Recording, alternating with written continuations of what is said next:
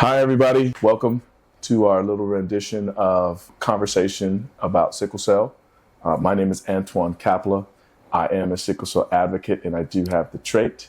And I'm here with NeDina, and I am the executive director. We have a community-based organization in San Francisco. So, first thing about our conversation that's going to dive around the community of sickle cell, not necessarily its origin, but just the things that they have to deal with in the current day, modern day. One of the things that we have to understand in this community is some folks are older than others. So some people haven't been tested to know that they have sickle cell trait, and others have been tested because they've been born later than 1993.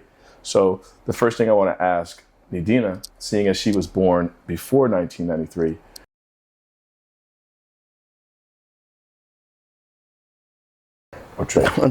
Unfortunately, I didn't find out till I was pregnant. My mom said I was anemic, but what year was this? That was the extent of it. When I was 19 years of age. Okay. That's 19...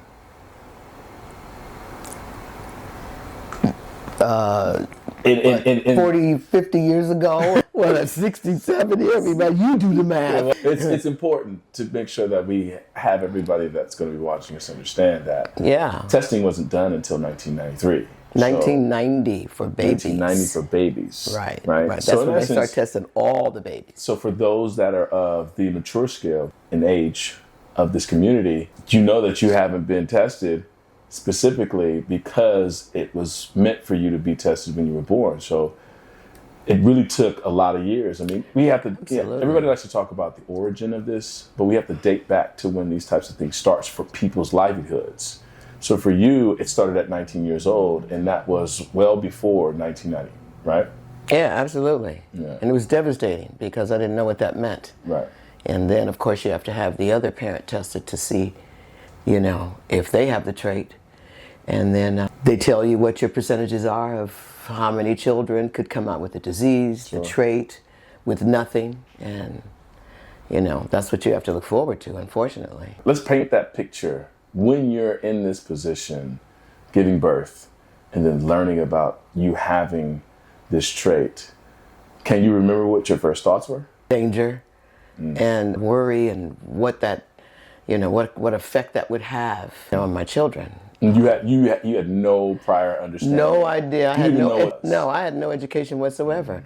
After I found out, then I started to seek that out. Right. Because I needed to understand. What was the temperament of the care person, physician that advised you of the situation? What was their temperament around discussing this with you? Oh, they just, told me to seek out as much education and information that I could. They weren't as knowledgeable as they needed to be, so I didn't get a lot of information or support around the fact of having the trait. So, I felt pretty much on my own.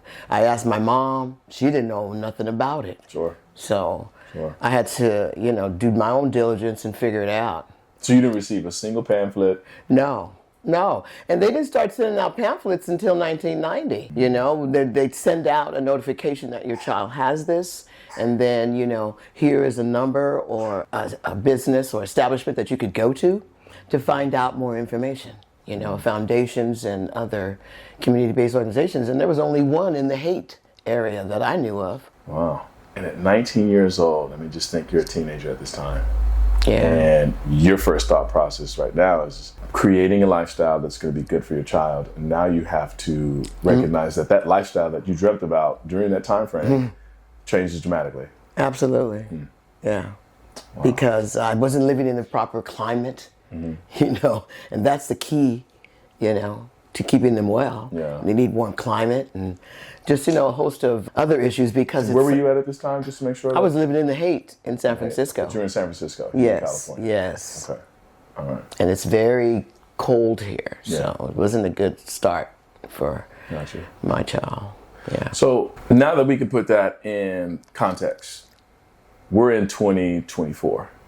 And assuming you're 19 at that time, you're how old at this particular moment in time and day? 67. 67. So it's a considerable amount of time in past, and obviously before 1990. And we're thinking about even though people have been tested since 1990, we still struggle to wrap our minds around having this trait or disease, correct? Absolutely.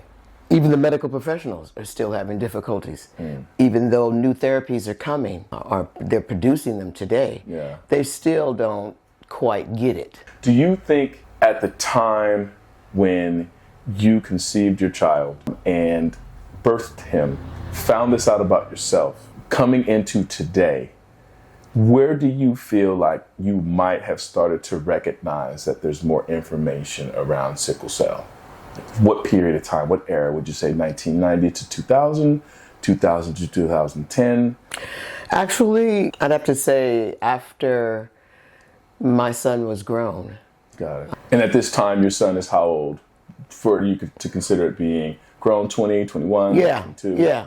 So this is You know, 'cause early 1990s? yeah, 1990s? yeah. Well, he passed away in 2013. So yeah, that had to have been, I would say the late 1990s. Okay. Yeah. Okay.